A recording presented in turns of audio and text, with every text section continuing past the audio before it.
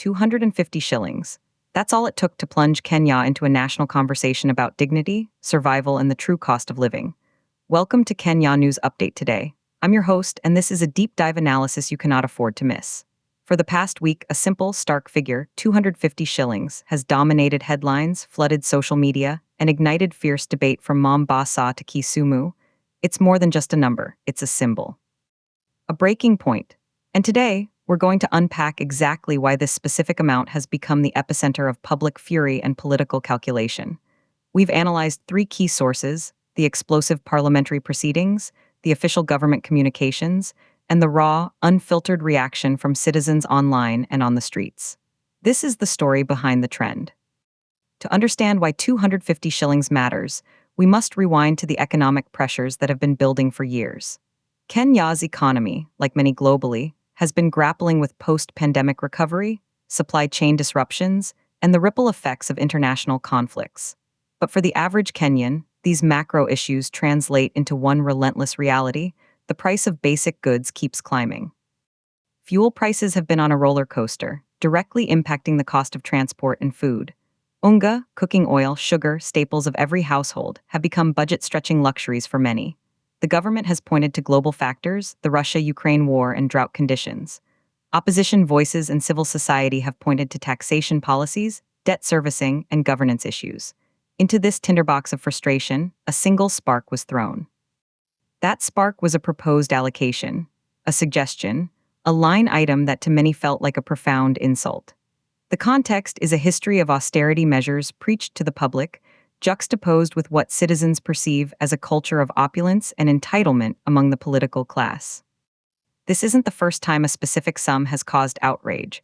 Remember the wheelbarrow scandals or the COVID millionaires? But the 250 shillings moment feels uniquely potent because of its sheer, mundane relatability. It's not about millions stolen. It's about hundreds being debated while millions struggle. This brings us to the main story. The catalyst was a parliamentary committee meeting discussing budget allocations for the National Government Constituencies Development Fund, the NGCDF.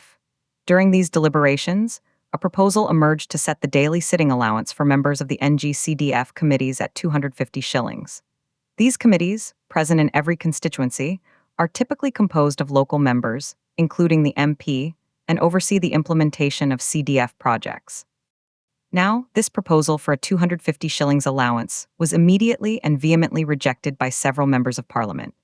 Their objection was not that it was too high, but that it was, in their words, too little and an insult. One MP was quoted in our source material as stating that 250 shillings could not even buy a decent meal in Nairobi, asking rhetorically what a committee member was supposed to do with such a meager amount. The figure was dismissed as impractical and untenable. This exchange, captured by media in the room, exploded.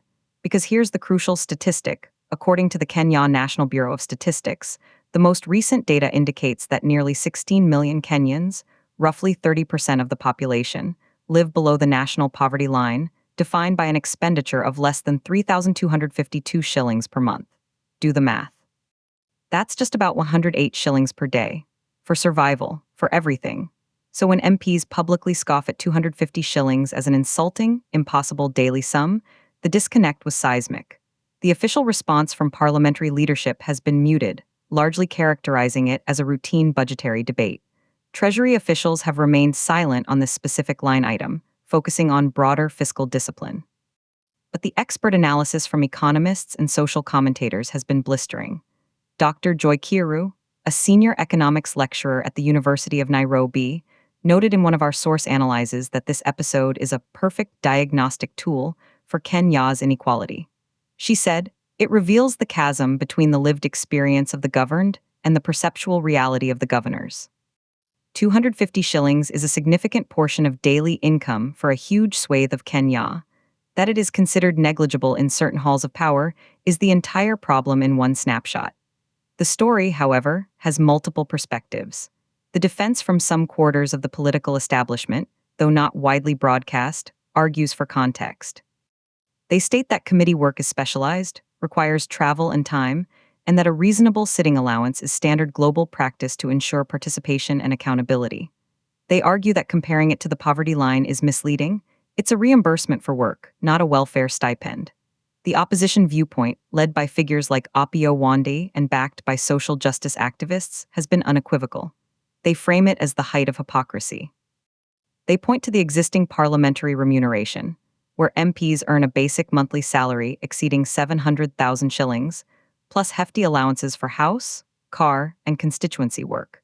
They ask how an additional 250 shillings per sitting for a committee role can be deemed insufficient, while the same parliament has overseen the passage of numerous tax measures that squeeze the ordinary Mwananchi. The international reaction, while not front-page news globally, has been noted in African policy circles. Observers from institutions like the IMF and World Bank, who consistently advocate for fiscal responsibility and reduced public wage bills in Kenya, have privately expressed frustration at such optics, which undermine public trust in austerity measures. The deeper implication here is about social contract. The political analyst and author, Nanjala Nyabola, in a piece we sourced, argued that this is about the monetization of citizenship. She wrote, when public service is so explicitly tied to per diems and allowances, when the act of showing up to oversee public funds requires a separate payment debated on national television, it tells citizens that contribution to the nation is not a duty but a transaction, and a poorly valued one at that, unless you're already at the top. Now, let's talk about the real-world impact and consequences for ordinary people. This is where the abstract debate hits home. For the Mama Mboga in Jakamba, 250 shillings represents her profit margin on a very good day. It's the difference between buying her children meat for supper or just ugali and sukuma wiki. It's the amount she carefully saves in her chama each week. For the Boda Boda rider in Eldoret, 250 shillings is about 3 or 4 short trips. It's the cost of repairing a puncture. It's the school fees installment he pays daily for his child. For the university student in Mombasa surviving on a loan, 250 shillings is 2 modest meals at the cafeteria or the data bundle needed for a week of online research. The economic implication is one of profound demoralization. When people fighting to earn or save that amount hear it described as nothing, it delegitimizes their entire struggle. It sends a message that their daily hustle, their survival arithmetic, is invisible or worthless to the leadership. Socially, it fuels a dangerous and deepening us versus them narrative. It erodes any remaining sense of shared sacrifice. Politically, the ramifications are severe.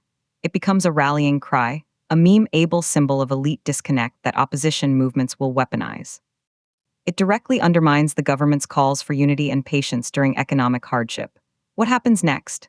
The specific 250 shillings line item may be quietly increased or buried in a larger budget, but the viral sentiment it spawned will not disappear. It has become a permanent benchmark. Expect to hear "Hada 250 shillings" used as a political retort for years to come. Citizens will now mentally measure every government expenditure, every new tax against this insulting sum. For deeper insight, we turn to what experts are saying beyond the immediate outrage. Governance expert Prof. Karudi Kanyinga warns that this incident is a symptom of a systemic disease, the normalization of privilege in public service. He compares it not to past Kenyan scandals, but to similar moments in other nations where a seemingly small extravagance sparked major unrest, like the "let them eat cake" mythos in history. He predicts that unless a tangible, visible gesture of solidarity from the political class emerges, like a voluntary forewarning of certain allowances, the trust deficit will become unbridgeable. Economic forecaster Ali Khan Sachu looks at the numbers. He points out that the debate over 250 shillings occurs as Kenya is negotiating for further credit from international lenders, all of whom insist on fiscal consolidation. The optics, he says, are disastrous. It makes it seem like Kenya is debating how to share a shrinking pie among the connected, not how to grow the pie for everyone. His prediction is increased pressure from development partners for more stringent, verifiable cuts in recurrent expenditure, potentially forcing the government's hand. From a sociological perspective, Dr. Wandia Njoya notes that the conversation has moved online into creative, powerful spaces. Memes, videos, and hashtags like 250 shillings challenge, where people show what they can achieve with that amount, have taken over. This, she says, is where the real analysis is happening, not in boardrooms but on TikTok and Twitter, where citizens are defining their own value and dignity against the state's perceived valuation of them. In conclusion, the key takeaway is this: 250 shillings was never just about money. It is a unit of measure for empathy, a metric for priority, a litmus test for leadership. The public discussion has exposed a raw nerve, revealing a deep-seated anger over perceived inequality and a hunger for a leadership that understands the weight of a single shilling in a citizen's pocket. What to watch for now is any concrete action. Will there be a policy change, a public apology, or will the story simply fade, leaving a deeper residue of cynicism? The trend may eventually leave the social media feeds, but the question it posed will linger in the minds of voters and taxpayers.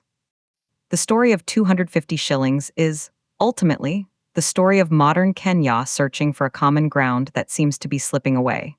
Subscribe to Kenya News Update today for more breaking news and in-depth analysis that matters to you.